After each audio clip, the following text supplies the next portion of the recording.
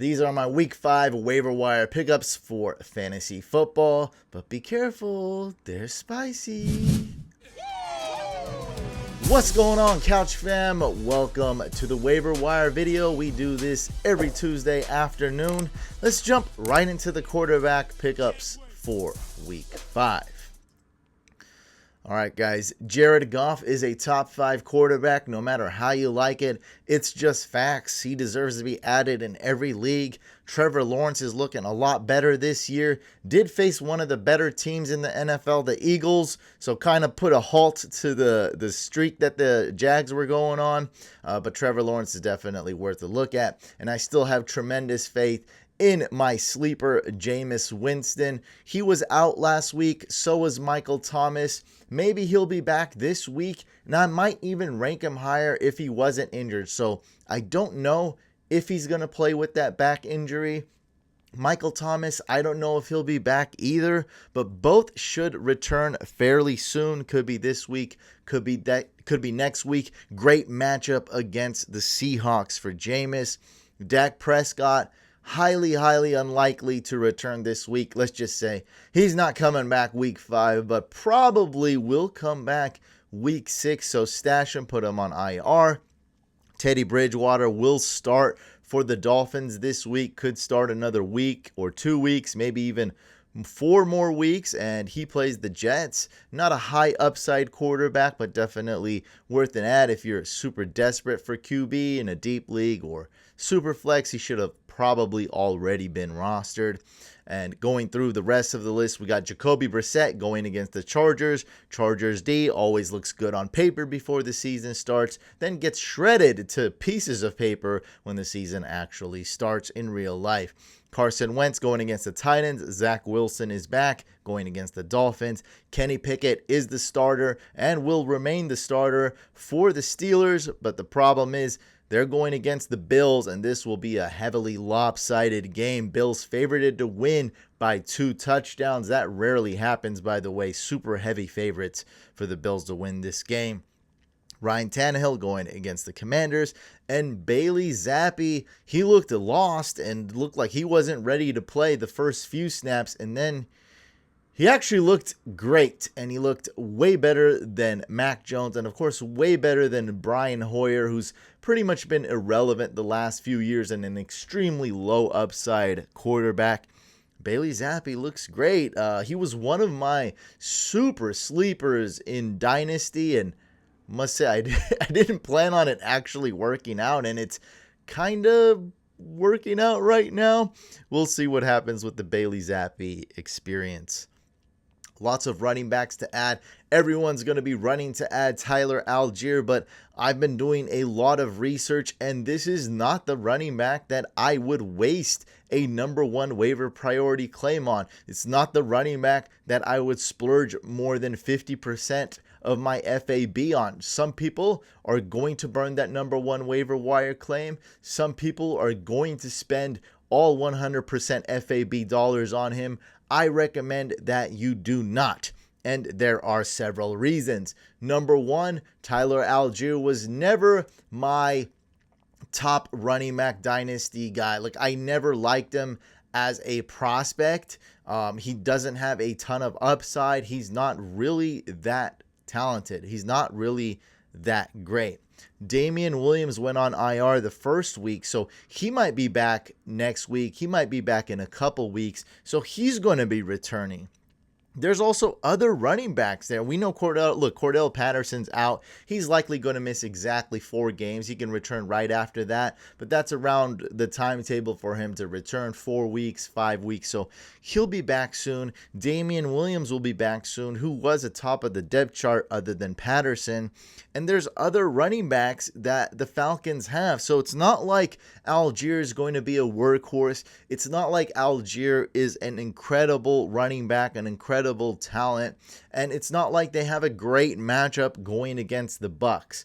So I would not do this. Like, I like him as an ad, don't get me wrong, but what I am saying is that he's going to be overvalued, and I'm telling you to probably avoid this altogether.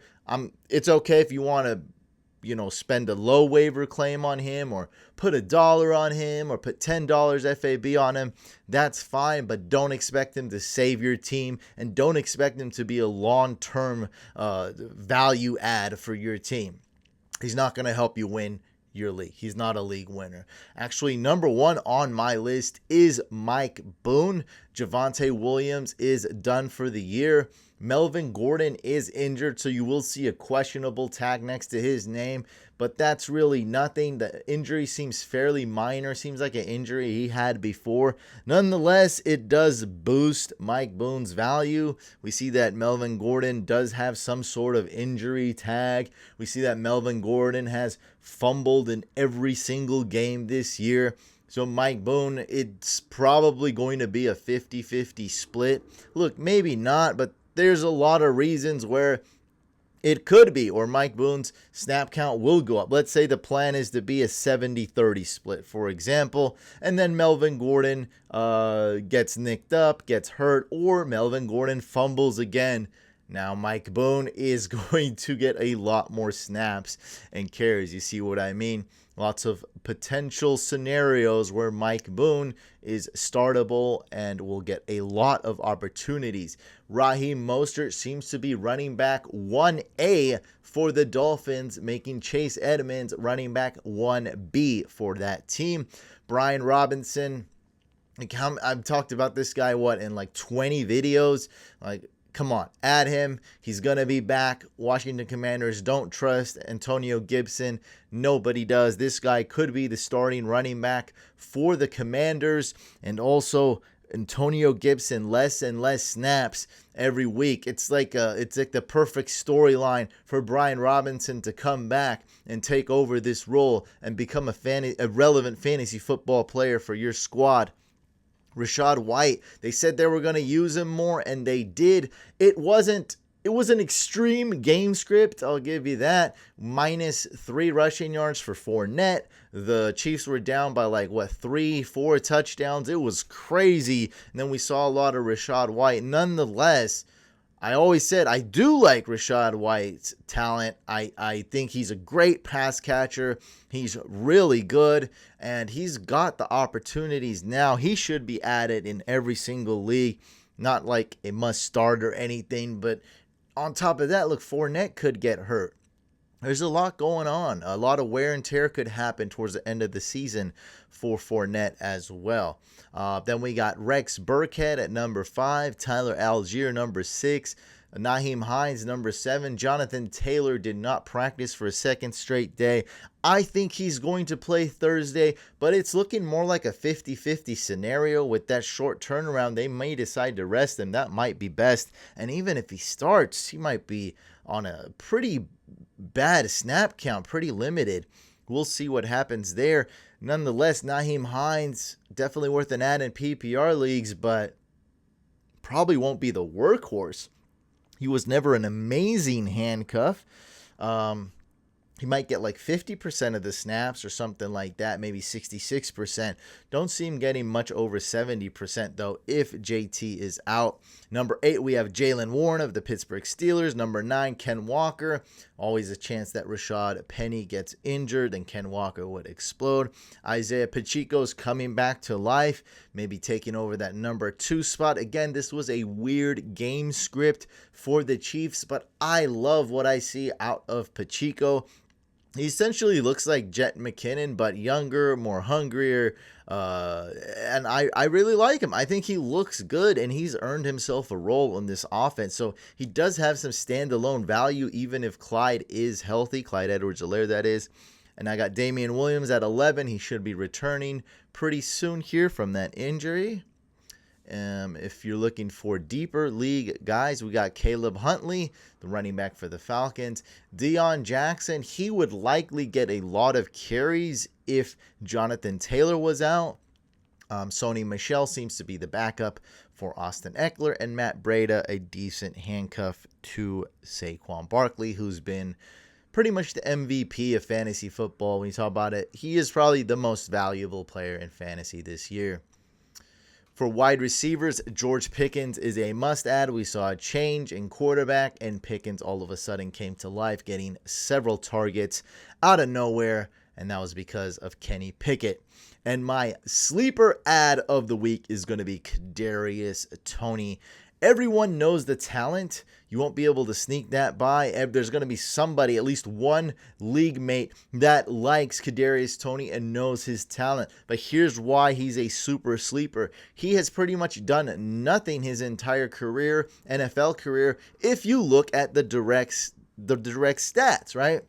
Like touchdowns and fantasy points. We may never see this. I didn't even know that Kenny Golladay got hurt. He's been invisible ever since he signed that contract. This man has put up 0 fantasy points, 0 fantasy points, 0 fantasy points the last 3 weeks. And on top of that, I just found out he suffered a knee injury. Could be minor, but who cares? I mean, the guy's a 0. Between him and Richie James, they both combined for negative 0.9 fantasy points. This team does not have a wide receiver. They really don't even have a receiver. They don't have any stud tight ends like Kyle Pitts or anybody like that to catch the ball either. He's going to be thrust into the wide receiver, number one wide receiver role, or at least the top 2 wide receiver role by default. And we all know the upside, and we all know the talent here. I absolutely love this as a stash. He's only rostered in like less than a third of leagues. You can get him. Maybe you can put him on IR. He's recovering from his injury, so positive signs he will play as soon as week 5. Now, I'm not telling you to start him. This is a stash. This is a sleeper ad. Do not start him, especially this week if the Giants don't have a quarterback. Tyrod Taylor and Daniel Jones are hurt, but we do have that luxury. If you don't have the roster space, let me tell you what to do. Right now is the time to make a package deal trade. Trade away 3 players, trade away 2 players, make a package trade, free up some roster space. If you're doing a 3-for-3 player trade, go ask for a terrible player and drop him. And if it gets rejected, then do a 3-for-2 trade. It's one of the tricks I did. I tried to trade for Hunter Renfrow, and then I took out Hunter Renfrow from the counter that I sent after it got rejected. Then it got accepted. They thought that they got a great trade back. Oh, he doesn't want Hunter Renfrow anymore. I was seriously considering dropping Hunter Renfrow or putting him in my IR slot, but that's how you do it. Make a package trade, make some room, and go get a stash. It's okay if you don't want to get Kadarius Toney or he's not available in your league. I have other guys who are similar to this situation, and let's go over them. Devontae Parker, he's more of a one week rental. Don't love him. I really don't recommend getting him unless you're desperate need of a wide receiver this week. In one of my leagues, that's how it's looking. I've been starting Greg Dortch. I got Michael Thomas. Like, it's just a complete mess. Everybody's injured. So I'd be lucky enough to have Devontae Parker for a 1 week rental. Zay Jones is injured, but the injury seems very minor. He should be back. He's solidified as a number 2 option in this Jacksonville Jaguars passing offense. Jameson Williams, another great sleeper ad and stash. He is injured but could return within a few weeks, and Jared Goff in this Lions offense is actually great. It might even be elite. Oh my gosh, what is going on? Michael Gallup looked even better than I thought. I didn't think he'd look that great, but with Noah Brown hurt and Dak Prescott possibly coming back, Michael Gallup should be looking better and better every single week. So we'll see, like within the next 3 weeks, maybe even 4 weeks, he could be pretty much at 100%, getting his regular snap counts, 80%, 90%. So definitely worth an ad if he's available. Corey Davis, guys, this guy's wide receiver 20 in standard leagues, like wide receiver 26 in PPR, something like that. What is going on? He's a low-end wide receiver too. One of my sleepers in the draft. when I was doing my rankings. Josh Palmer's worth an ad if Keenan Allen is out. Currently, Keenan Allen is day-to-day. Josh Reynolds, he's in that elite Lions offense. Could be worth a look at. I love Isaiah McKenzie. Jamison Crowder, probably done for the year. If not, he'll miss several weeks, maybe even months. So he's pretty much done for this season. But keep in mind, Isaiah McKenzie did seem to suffer a serious head injury. So there's a good chance he doesn't play. But he's on an elite offense, and Jamison Crowder is out. Regardless if you start, that's the only reason I have this guy ranked low is because of the injury and because he might not play this week. But man, he really is long term. I would much rather have Isaiah McKenzie over Devontae Parker. So keep in mind, like these rankings for these positions, wide receiver, tight end, the rankings, they're not even going to really matter. It's more of like, what do you want for your team? Like Devontae Parker, one week rental. Could be a league winner possibly, or at least help you win, especially with these bye weeks that will be coming up. Bye weeks start week 6. Isaiah McKenzie could help you win in the long run. So just because I ranked him number 10, because he may not play this week, doesn't mean this guy shouldn't be added. He could really be like number 2 on this list. Number 11, we got Wan'Dale Robinson. Basically the same exact explanation for Kadarius Toney is why I want you guys to stash Wan'Dale Robinson. And then in deeper leagues, we have Alec Pierce, who's more involved in the offense and actually looks semi-decent. One of my favorite stashes is going to be Sky Moore. We've seen him, we haven't seen him the first 3 weeks really, with only 1 target, then 0 targets, then 0 targets. And all of a sudden in week 4, we've seen 4 targets. Now, why do I like him so much? Number one of my sleeper dynasty prospects. I absolutely love him as a prospect and couldn't have a better landing spot. And number 2 is the competition. So I'm going to hopefully go and trade for him in my dynasty league, but there is really no other wide receivers there that are good. Juju has looked solid. MVS has basically taken over the same role he had in the Packers. He'll get a couple catches here and there. Mecole Hardman, pretty much irrelevant. There's really not a lot of options for Mahomes to throw to other than the tight end and running back. I really think Sky Moore could emerge as the number 2 wide receiver, and maybe in Dynasty, maybe next year is the number 1. This is highly encouraging signs. He does have Mahomes throwing him the ball, so you got to take this all into consideration. I do like him as a stash, but look, if you're in a 10-team league, this is probably not for you. As you can see, I got him ranked really low here. Nico Collins is looking better. The Texans are looking a little bit better. And we have Rondale Moore, who is starting, and Greg Dortch is basically a drop at this point. Rondale Moore replaced Greg Dortch. The Cardinals also cut Andy Isabella today. Devin Duvernay could be thrusted into a bigger role if Rashad Bateman's foot injury is significant. That seems minor. Nonetheless, Devin Duvernay has been decent this year and involved in that offense. Darnell Mooney, he's back. He's better. He's looking good. But this offense still sucks. Justin Fields cannot throw the ball. And on top of that, the Bears do not ever throw the ball, averaging like 15, 16 pass attempts a game. What the heck? Like, we can't have any Bears receivers. Sorry. Just Bears running backs. Don't give me anything else. There are no tight ends to add. Just want to be honest. I did want to give you guys a list if you're in a deeper league or super desperate, but none of these tight ends will save you. Unfortunately, hopefully you took care of that before and got Njoku. Hopefully you got Higbee, or hopefully you got Tyler Conklin, who I've always mentioned in this video. Somebody like that. Gerald Everett, I added him for free in a couple leagues.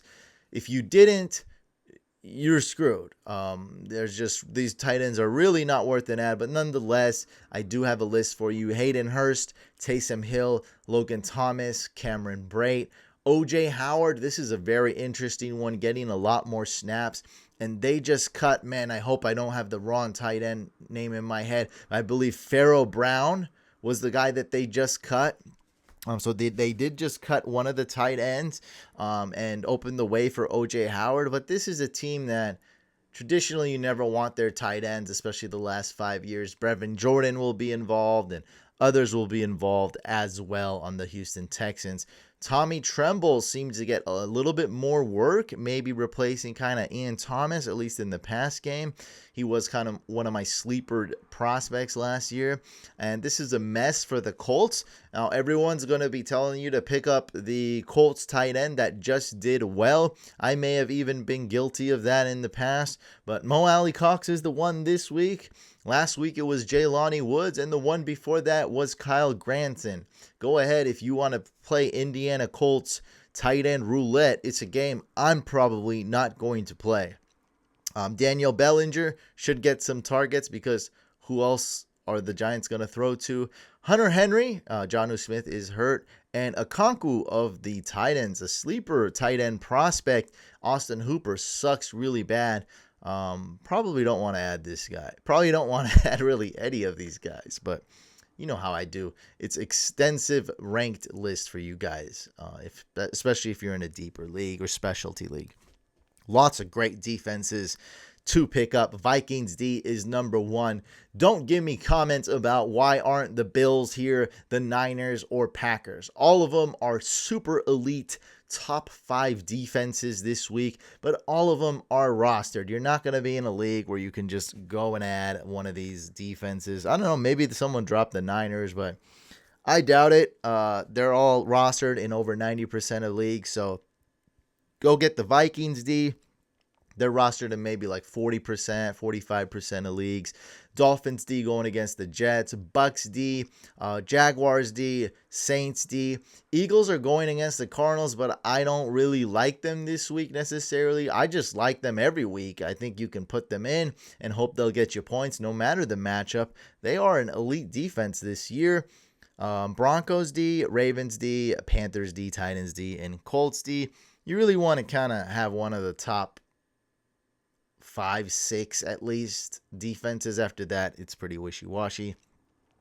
For kickers, lots of good kickers this week. Number 1 is Ryan Suckup. Here's a guy that I trust. I think he'll be accurate. I think he'll get a lot of opportunity. So a good ceiling and a very high floor. He's my number 1 kicker to stream. Younghoe Koo is rostered in most leagues, so you probably won't be able to add him. I like him this week, but he wouldn't be my number 1 kicker. My number 1 kicker would actually have been Harrison Butker if he was healthy, but he is not. He's missed the last couple weeks. He should be returning real soon. Don't know if it'll be this week, though. Against the Raiders, he will go off. He will absolutely go off. So if he is active, I would highly consider getting him.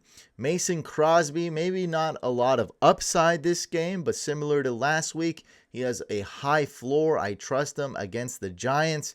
I recommended him last week. I had to start him in one league, and he came through with 9 points. So congrats. Thank you, Mason Crosby, for not letting me down. Greg Joseph, the most inconsistent, volatile kicker. Lots of upside, lots of downside. I don't know what to make of this, but nonetheless, it's a good matchup against the Bears. Riley Patterson, a sleeper kicker, should be really good against the Texans this week. Will Lutz. Now, this was a tough one to rank because he's let us down in the past this year, a couple weeks, but I really do trust him. He's pretty accurate.